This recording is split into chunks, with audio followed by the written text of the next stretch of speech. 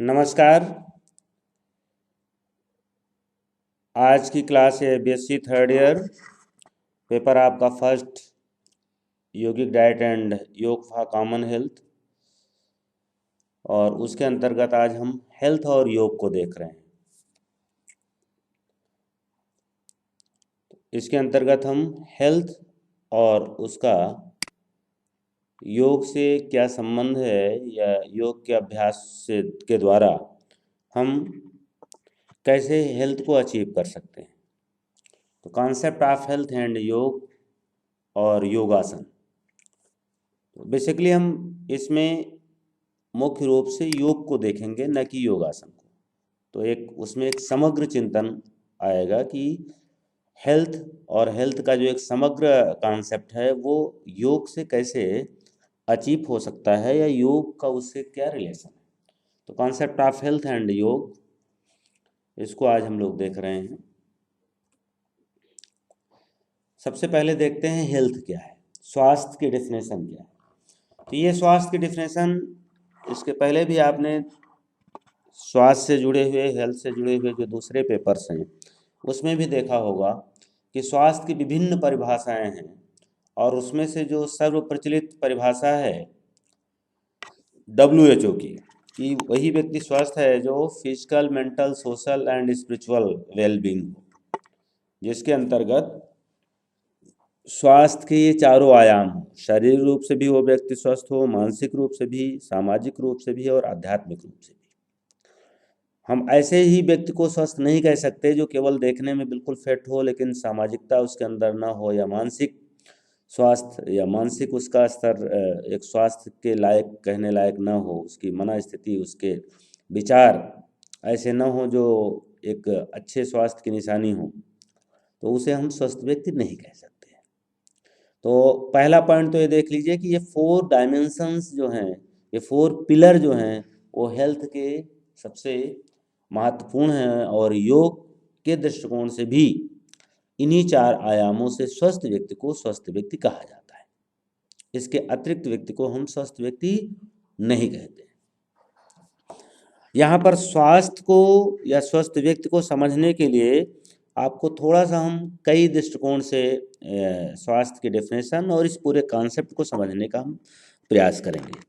देखिए, जो भी व्यक्ति है तो वो उसका स्वास्थ्य का जो स्तर है वो कैसे इम्प्रूव होता है, बीमार कैसे होता है, किस व्यक्ति को हम बीमार कहते हैं, और बीमार का मुख्य कारण क्या है, बीमारी का मुख्य कारण क्या है, और स्वास्थ्य की जो एक सर्वोत्कृष्ट स्थिति है जिसे एक समग्र स्वास्थ्य कहा जाता है, वो क्या है। उसको समझने से पहले एक जो योग का स्वास्थ्य को लेकर के एक बहुत बेसिक कॉन्सेप्ट है उसको समझिए। योग क्या मानता है कि ये जो हमारा शरीर है ये प्राण से जीवित है। ये शरीर जो चल रहा है, शरीर में जो कुछ भी हो रहा है, शरीर की जितनी देखने वाली जो फिजियोलॉजिकल क्रियाएं, किसी भी सिस्टम की क्रियाएं, मतलब जो चक्षु से अनुभव गम्य है, जो विभिन्न यंत्रों से अनुभव गम्य है, जैसे respiratory system, digestive system, excretory system, blood circulatory system, heart और लंग्स के फंक्शन, और नर्वस सिस्टम, एंडोक्राइन सिस्टम, इन सब के जो और देखें स्केलेटल मसल्स, ये जो कुछ भी स्थूल शरीर दिखता है, और इस स्थूल शरीर के अंदर जो भी फिजियोलॉजिकल क्रियाएं होती हैं, ये सारी क्रियाओं का आधार क्या है। क्योंकि ये सारी चीजें किससे चलती हैं, ऊर्जा से चलती हैं। उसको योग की भाषा में क्या कहा गया, प्राण। तो उसका आधार क्या है, प्राण। शरीर की समस्त फिजियोलॉजिकल क्रियाओं का आधार क्या है, प्राण। ये प्राण कहाँ पर रहता है, प्राणमय कोश में रहता है। इसकी उत्पत्ति कहाँ से होती है, आत्मा से होती है। ये इसके पहले भी मैं कई लेक्चर्स में आपको बता चुका हूँ। तो इसकी उत्पत्ति कहाँ से होती है, आत्मा से, सोल से होती है। एक बड़ा भाग सोल से, और उसी का दूसरा यूनिवर्स एनर्जी से हम प्राप्त करते हैं। यूनिवर्स जो यूनिवर्सल ऊर्जा है, ब्रह्मांडीय ऊर्जा है, वो कैसे मिलती है, श्वसन क्रिया से। और इसी प्राण का बहुत लघु भाग हमें आहार से मिलता है। लगभग 70% से अधिक ऊर्जा जो है वो ब्रह्मांडीय ऊर्जा से हमारा ये शरीर संचालित है, या प्राण ऊर्जा मिलती है। और उस ब्रह्मांडीय ऊर्जा और इस सोल का साथ है। बिना ब्रह्मांडीय ऊर्जा के ये शरीर की सोल नहीं काम कर सकती है। इसीलिए उसकी कनेक्टिविटी किससे बनी है? श्वास के माध्यम से। श्वास के माध्यम से वो दोनों एक दूसरे से कनेक्ट है। और ये जो प्राण है, जो ऊर्जा का आधारभूत केंद्र है, ये जो ऊर्जा का मुख्य ऊर्जा, उसी का सोर्स है, उसी स्रोत से वो जनरेट है। वह वह प्राण ही हमारे शरीर को संचालित करती है। जब यह संचालन प्रक्रिया बाधित होती है तो हमारे शरीर को, अंग को काम करने में दिक्कत होती है। यह जब इस लेवल पर बाधित होती है कि वह अंग काम ही ना कर पाए, उसको इतनी कम ऊर्जा मिलने लगे कि उसका काम ही ना चले, तो वो से हम फिर रोग की अवस्था कह देते हैं। पर्टिकुलर किसी एक एरिया में, दो एरिया में, आमा से संबंधित, लिवर से संबंधित, लंग से संबंधित, तो फिर उस अंग के नाम से संबंधित हम उसको बीमारी का नाम दे देते हैं। और जब ये पूरे शरीर में पूरी तरह से बाधित हो जाए, उसी को मृत्यु कह देते हैं। तो ये, और योग की भाषा में इसको क्या कहते हैं, जिसको हम शारीरिक स्वास्थ्य कहें, अन्नमय कोश। तो ये अन्नमय कोश या दूसरी भाषा में शरीर कहते हैं, ह्यूमन बॉडी कहते हैं, ये पूरी तरह से प्राणमय कोश पर निर्भर है। प्राणमय कोश से अगर वो ऊर्जा नहीं मिलेगी तो ये अन्नमय कोश डेड बॉडी हो जाएगा, जिसको हम डेथ कहते हैं, मृत्यु कहते हैं, जब पूरी तरह से बंद कर देता है। और जब पर्टिकुलर किसी अंग में आंशिक रूप से बंद होता है तो वह रोग की अवस्था होती है। और जब बहुत सुचारू रूप से, तो जितना सुचारू रूप से चलने लगेगा उतना ज़्यादा उस व्यक्ति में स्वास्थ्य का स्तर बढ़ता जाएगा। और ये स्वास्थ्य का स्तर धीरे धीरे मानसिक, सामाजिक और आध्यात्मिक की ओर अग्रसर होता है। सब एक दूसरे के स्टेप्स के रूप में। विभिन्न चिकित्सा से थोड़ा एलाइड पेपर, अपने आप एलाइड पेपर की ओर रुख करें। बीएससी थर्ड ईयर के ही लोग जुड़े हुए हैं, तो सभी लोग एलाइड पेपर में हम देखिए जो चीज़ें हैं, जो चिकित्सा पद्धति, प्राकृतिक चिकित्सा पद्धति क्या करती है? प्राकृतिक चिकित्सा पद्धति उसी प्राण ऊर्जा के व्यवधान, जो प्राण ऊर्जा प्राणमय कोश की अन्नमय कोश में या शरीर में प्रवाहित हो रही है, तो उसके प्रवाहित होने में जो बाधा उत्पन्न हो रही है, बाधा किससे उत्पन्न होती है? फॉर्बिट मैटर से, गंदगी से। उस बाधा को रिमूव कर देते हैं, रिमूव करने का प्रयास करते हैं।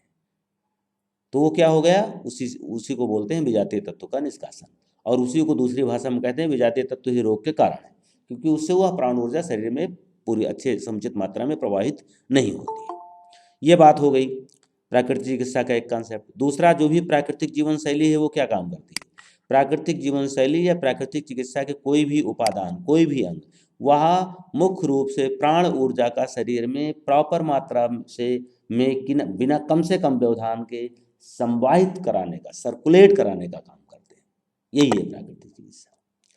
एक्यूप्रेशर में क्या करते हैं? हम उस ऊर्जा के प्रवाह को मेंटेन रखने के लिए और उस ऊर्जा के प्रवाह में बाधा डालने वाले तत्वों को हटाने के लिए और प्रवाह को मेंटेन रखने के लिए प्रेशर का काम करते हैं, प्रेस करते हैं। और प्रेस किनको करते हैं? जिन जिन पॉइंट से प्रेस होने से ऊर्जा के प्रवाह बढ़ जाए, और ऊर्जा के प्रवाह ही ना बढ़े, उसके रास्ते में जो रुकावट पड़ रही है वो रुकावट भी हट जाए। ये एक्यूप्रेशर का कॉन्सेप्ट है। मैग्नेट में वही, मैग्नेट के जो ध्रुव होते हैं उनमें जो ट्यूनिंग होती है उससे वही काम कराते हैं। रेकी में प्राण प्रवाह वो अपने मानसिक पावर से संवेदित कराते हैं, इसलिए रेकी पूरी तरह से साधनात्मक पद्धति की चिकित्सा पद्धति। यही काम योग में कैसे करते हैं? विभिन्न आसनों के माध्यम से हम पर्टिकुलर उस ऊर्जा को स्टिमुलेट करते हैं।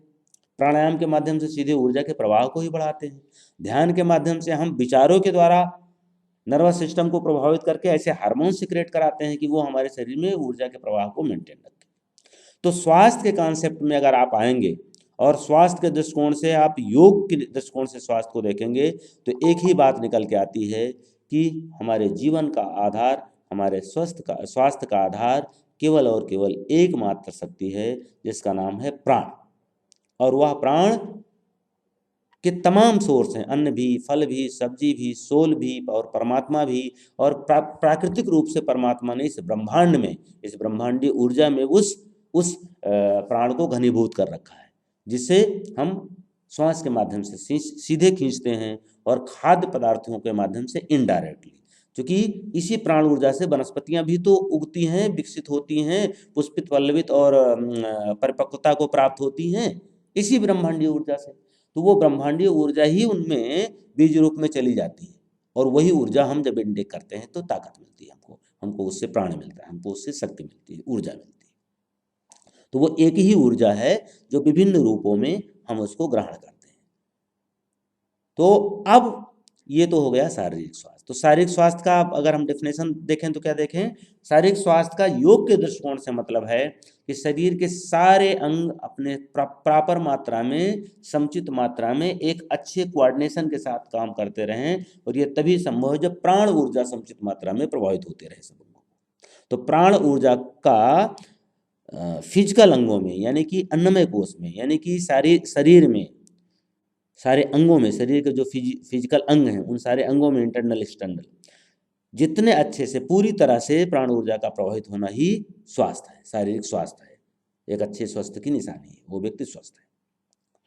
उस और दूसरा, जो भी वातावरणीय प्रतिकूलताएं आती हैं, ठंडी गर्मी, मौसम का उतार चढ़ाव, खाने पीने में कुछ उतार चढ़ाव हो गया, तो ये जो भी प्रतिकूल अवस्थाएं हैं उनमें शरीर जितना कम अप्रभावित हो, पूरी तरह से अप्रभावित रहे, वो व्यक्ति उतना स्वास्थ्य की ओर अग्रसर हो रहा है। और पूरी तरह से अगर अप्रभावित हो जाए, वह व्यक्ति पूरी तरह से स्वस्थ हो गया फिजिकली। इस तरह से मानसिक स्वास्थ्य का मतलब क्या है? मानसिक स्वास्थ्य का मतलब है कि जो व्यक्ति विभिन्न प्रकार के मानसिक उतार चढ़ाव कैसे आते हैं? व्यवहार से आते हैं, विचारों से आते हैं, परिस्थितियों से आते हैं। हमारी अचानक कुछ नुकसान हो गया, किसी ने कुछ कह दिया, कोई बहुत बड़ा लाभ हो गया, कोई बहुत बड़ी दुर्घटना हो गई, या छोटी दुर्घटना हो गई, ऐसी दुर्घटना हो गई जिससे हम सीधे प्रभावित हैं, सीधे नहीं प्रभावित हैं। तो ये जो भी उतार चढ़ाव आ रहे हैं, इनमें मन में जितनी कम अस्थिरता रहे, जितनी अधिक स्थिरता होती जाएगी, वह व्यक्ति उतना स्वास्थ्य की ओर बढ़ता जाएगा। और पूरी तरह से अगर वो स्थिरता हो जाए मन में, म्यूट करिए सभी लोग, म्यूट करिए।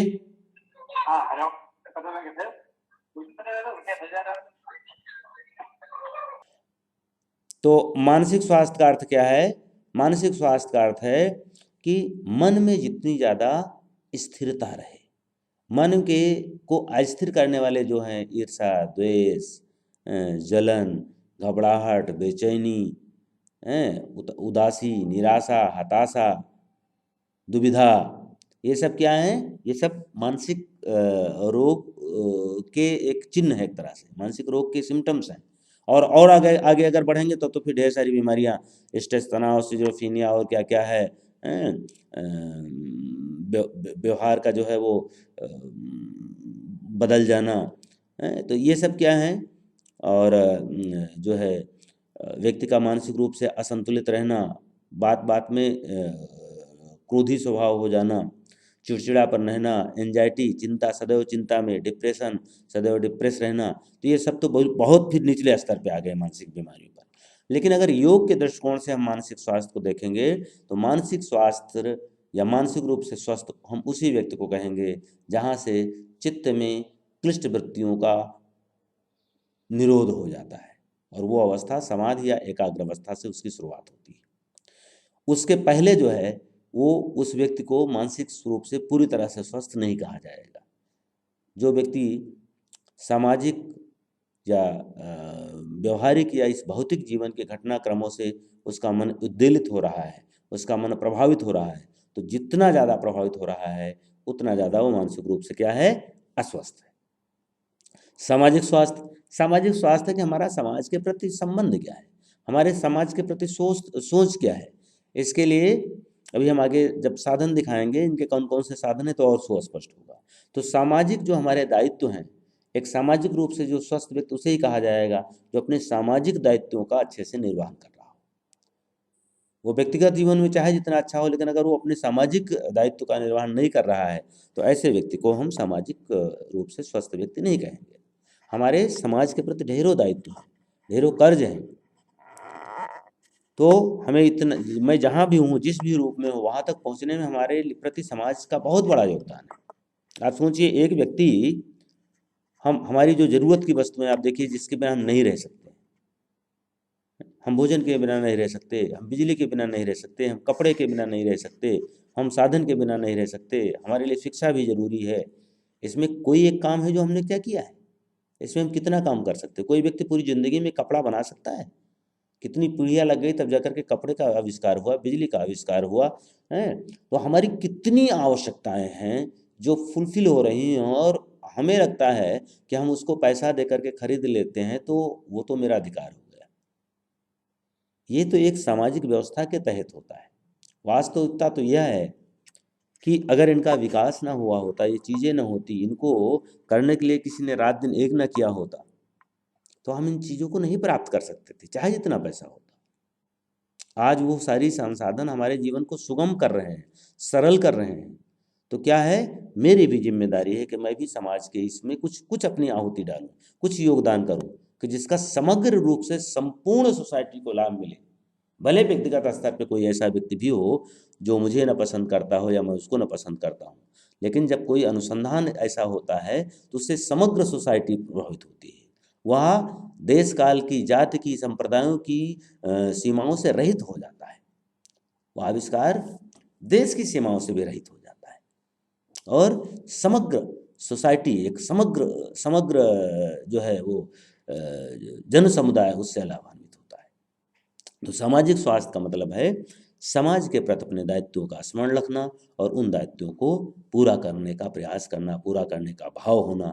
ये एक अच्छे सामाजिक स्वास्थ्य की निशानी है। जितना हम अपने आप को संकुचित और अपने दायरे में छोटा करते जाएंगे, मुझे क्या मतलब, मुझसे क्या मतलब, समाज में क्या हो रहा है, मुझसे क्या मतलब, तो उतना ज़्यादा हम सामाजिक रूप से अस्वस्थ हैं, सामाजिक रूप से बीमार हैं। क्योंकि समाज क्या है, समाज कुछ नहीं है, वह एक व्यक्तियों का समुदाय है। हम सब ने समाज की डेफिनेशन पढ़ी होगी। वो एक समुदाय, एक व्यक्तियों का समुदाय है, व्यक्तियों का जाल है।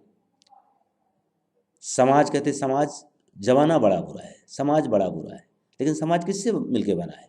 जिस समाज के लोग बुरे वो समाज बुरा, जिस समाज के लोग पढ़े लिखे वो समाज पढ़ा लिखा, जिस समाज के लोगों में या जिस सोसाइटी में, जिस पर्टिकुलर एरिया में चोरी करने वाले ज़्यादा लोग, वो समाज क्या है? वो समाज चोर। जिस समाज में देश पर मर मिटने वाले लोग ज़्यादा, वो समाज कैसा? राष्ट्रभक्त, देशभक्त। तो व्यक्तियों से मिलकर समाज बना है, जैसे व्यक्ति वैसा समाज। और ये तभी संभव होगा जब व्यक्ति को समाज के प्रति अपने दायित्वों का बोध हो। बोध ही ना हो, उसको करने के लिए उस पर भाव हो, और उसको अपनी एक ड्यूटी का, अपनी जिम्मेदारी का एक महत्वपूर्ण हिस्सा माना जाए। तो सामाजिक स्वास्थ्य हमारे लिए, हमें राष्ट्रीय स्तर पे भी, अंतर्राष्ट्रीय स्तर पे भी, पारिवारिक स्तर पे भी, हर स्तर पर ये बहुत ही आवश्यक है। क्योंकि जितना ज़्यादा व्यक्ति में सामाजिकता के प्रति, समाज के प्रति, अपने दायित्वों के बोध के प्रति वह अवेयर होगा, उसमें इस बोध का प्रादुर्भाव होगा, उतना ज़्यादा हम सुखी होंगे। क्योंकि व्यक्ति बिना समाज के, किसी समाज में कोई रहता हो, अगर उस समाज में वह पूरा समाज दुखी है, उस पूरे समाज पे कष्ट है, तो उसमें दो चार व्यक्ति अगर चाहे इतने संपन्न हो, वह सुखी नहीं रह सकते। तो इसलिए सामाजिक स्वास्थ्य को भी एक स्वास्थ्य का महत्वपूर्ण अंग माना गया है। और आध्यात्मिक स्वास्थ्य तो सर्वोत्कृष्ट अवस्था है, या वह अवस्था है जहाँ पर हम अपने मूल स्वरूप का ज्ञान करते हैं, और यहाँ पर तीनों का जाकर के पर्यावसान हो जाता है। यहीं पर आकर के सर्वोच्च सामाजिक स्वास्थ्य, सर्वोच्च मानसिक स्वास्थ्य और सर्वोच्च शारीरिक स्वास्थ्य की प्रतिष्ठा होती है, आध्यात्मिक स्वास्थ्य के अचीवमेंट के बाद। उसके पहले चाहे जो जितना हो जाए, लेकिन उसमें कुछ न कुछ अंश अपूर्णता का जरूर रहता है। और ये चारों स्वास्थ्य समग्र रूप से एक साथ स्थापित होते हैं, और ये है आफ्टर अचीविंग स्पिरिचुअल हेल्थ। आध्यात्मिक स्वास्थ्य के अचीवमेंट के बाद ही होता है, जहाँ पर हमें स्वयं का ज्ञान होता है, जहाँ पर हमें तत्व ज्ञान होता है, जहाँ पर हमें आत्म साक्षात्कार होता है, और जहाँ पर हमें योग की उपलब्धि होती है। यही योग की उपलब्धि है, यही अवस्था योग की अवस्था है, यही अवस्था ज्ञान की अवस्था है, यही अवस्था स्वयं के ज्ञान की है, स्वयं के अस्तित्व के, वास्तविक अस्तित्व के अनुभव की अवस्था है। इसी को आध्यात्मिक स्वास्थ्य कहा गया है, जहाँ पर व्यक्ति की योग्यताओं का चरमोत्कर्ष होता है। तो ये स्वास्थ्य की डेफिनेशन जो 4 आयामों में विभाजित होती है, उसके 4 डायमेंशंस हैं, जो क्रमशः एक दूसरे को, दूसरा तीसरे को, तीसरा चौथे को पुष्ट करता है, उसे समृद्ध करता है। अब आइए देखते हैं चारों हेल्थ क्रमशः किन किन योग के अभ्यासों से प्रभावित हैं या कौन कौन से अभ्यास इनको पुष्ट करते हैं। यद्यपि ये चारों स्वास्थ्य एक दूसरे से इंटरकनेक्टेड है, हर एक स्वास्थ्य दूसरे स्वास्थ्य को या अन्य तीनों को प्रभावित करता है।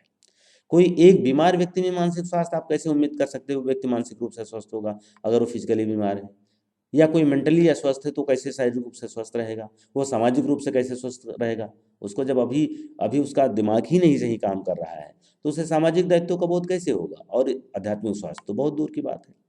जो व्यक्ति सामाजिक रूप से अस्वस्थ है उसको किसी से नहीं मतलब है, अपने में ही सामाजिक दायित्व से कोई मतलब नहीं है। तो ऐसा व्यक्ति शारीरिक रूप से स्वस्थ कहाँ रह सकता है, मानसिक रूप से तो स्वस्थ रह ही नहीं सकता, किसी कीमत पर नहीं रह सकता है।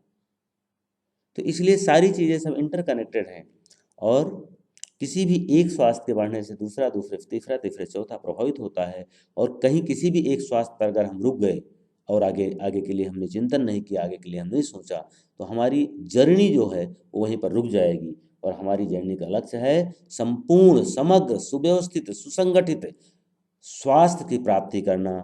उसी को सर्वोच्च अवस्था भी कहते हैं, उसी को संपूर्ण स्वास्थ्य की प्रतिष्ठा भी कहते हैं, उसी को आध्यात्मिक स्वास्थ्य भी कहते हैं, उसी को योग भी कहते हैं, और उसी को यात्रा का समापन या यात्रा की पूर्णता या यात्रा की का अचीवमेंट या जीवन के लक्ष्य की प्राप्ति भी कहते हैं। और उस अवस्था का नाम है योग की प्राप्ति, उस अवस्था का नाम है आत्म साक्षात्कार की प्राप्ति, उस अवस्था का नाम है तत्व ज्ञान की प्राप्ति।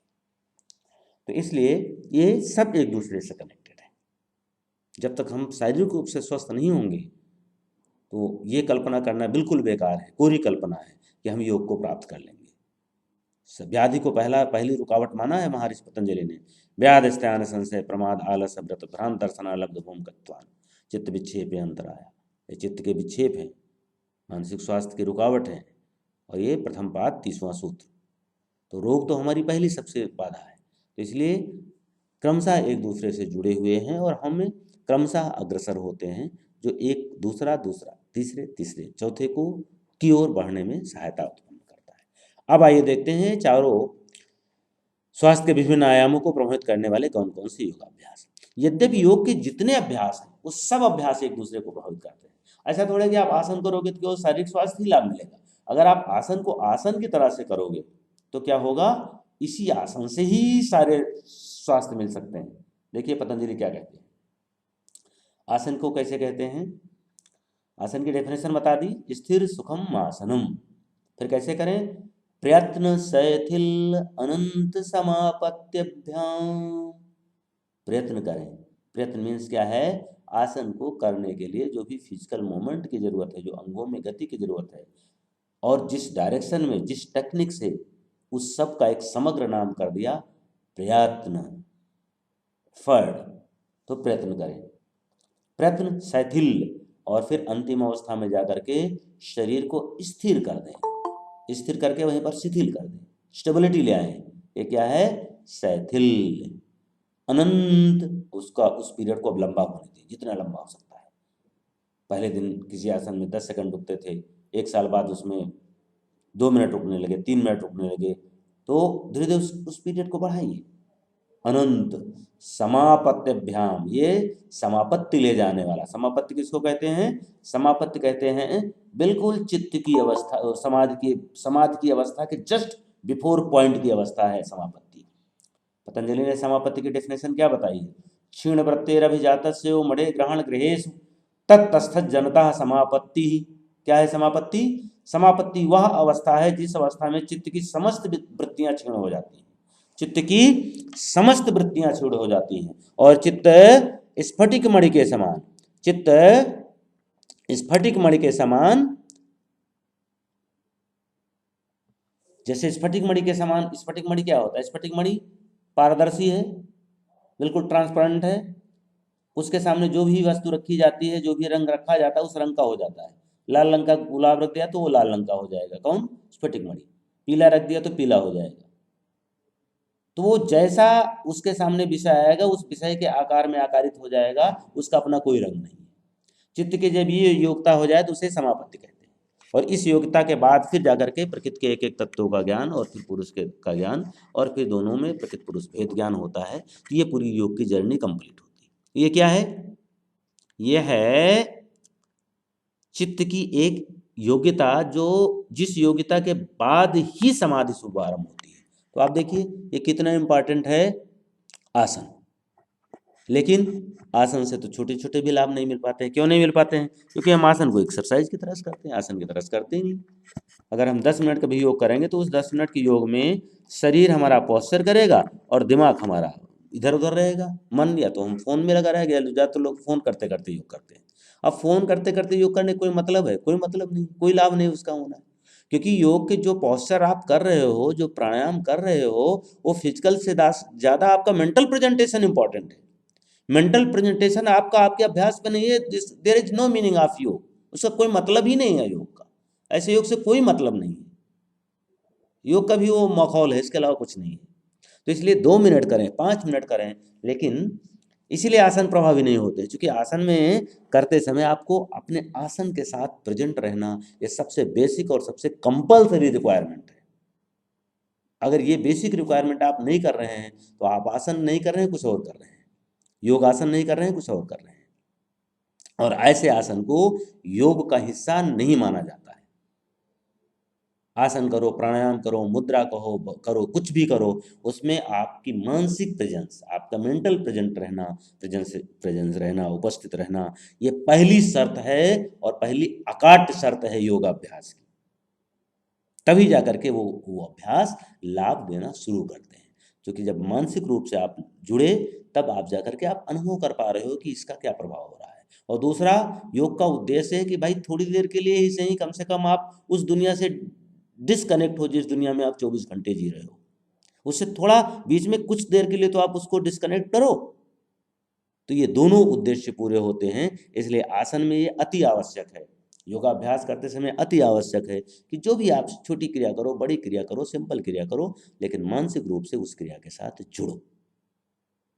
तो मैं यहाँ ये बताने के दोनों चीज़ें बताने का प्रयास कर रहा हूँ। नंबर 1 कि योग की सारी क्रियाएं सारे स्वास्थ्य को प्रभावित करती हैं, किसी को डायरेक्ट और किसी को इनडायरेक्ट।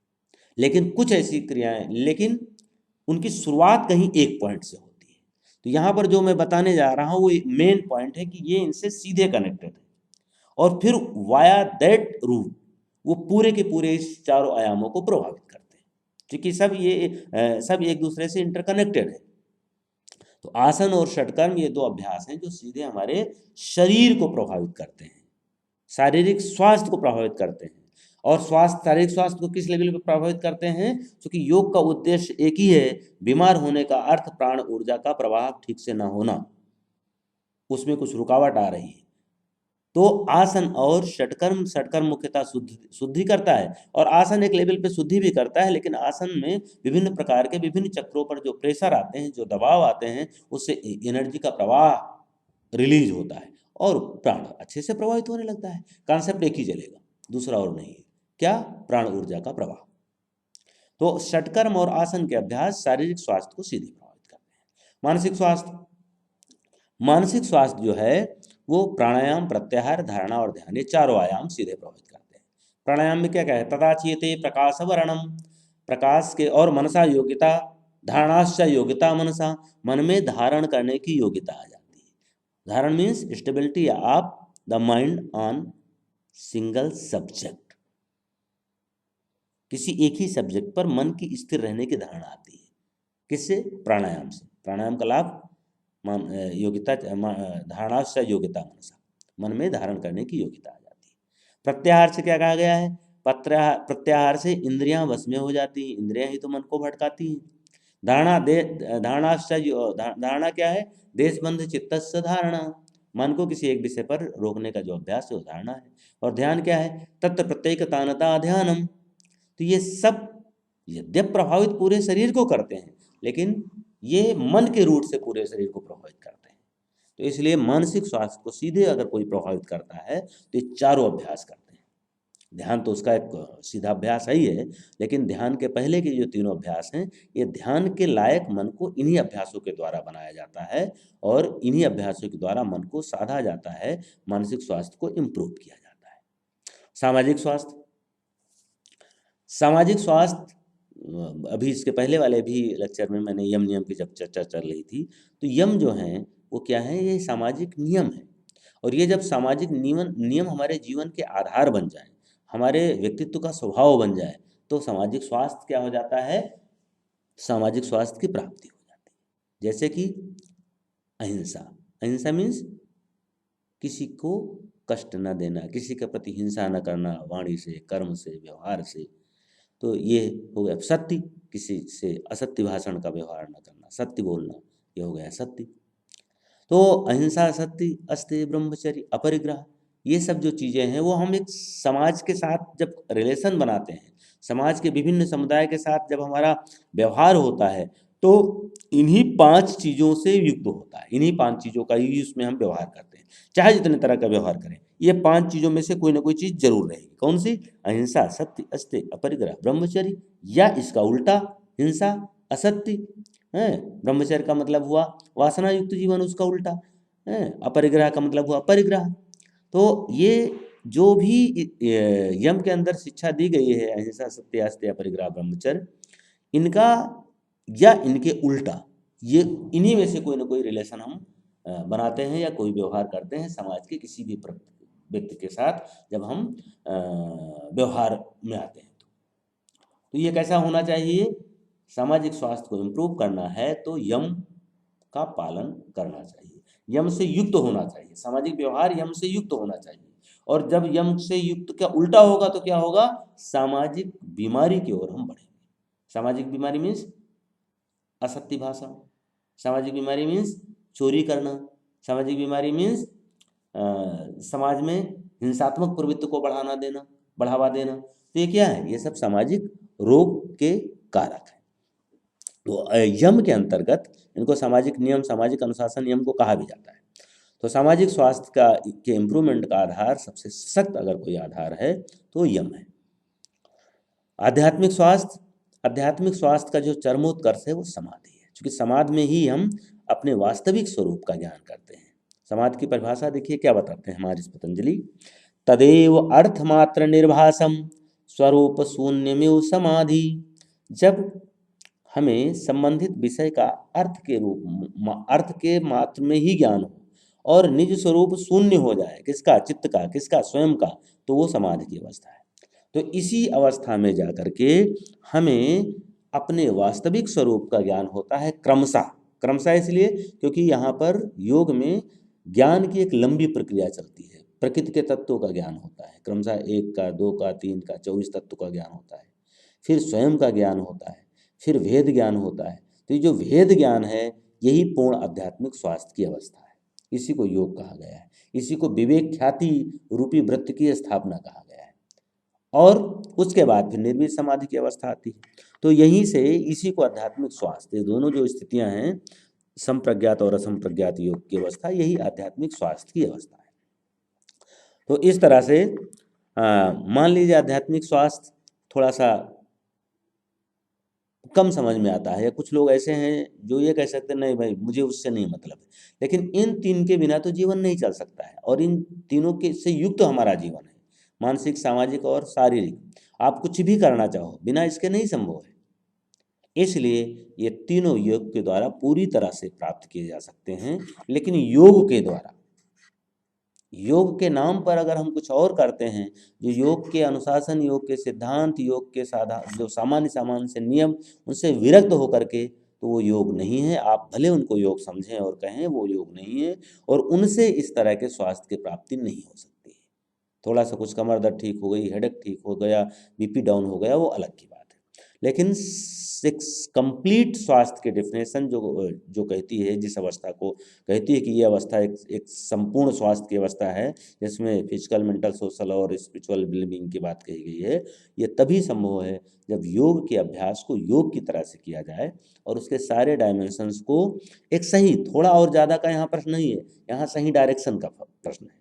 तो सही दिशा में अगर इनका अभ्यास किया जाए तो निश्चित ही एक अच्छे स्वास्थ्य की प्राप्ति, जिसमें चारों आयाम पुष्ट होंगे, योग के द्वारा प्राप्त किया जा सकता है। इसी के साथ आज के इस लेक्चर का समापन करते हैं। अब आप लोग इससे संबंधित जो आज ये लेक्चर हुआ, इससे संबंधित जो क्वेश्चन है उसके लिए आमंत्रित हैं, क्वेश्चन को पूछिए।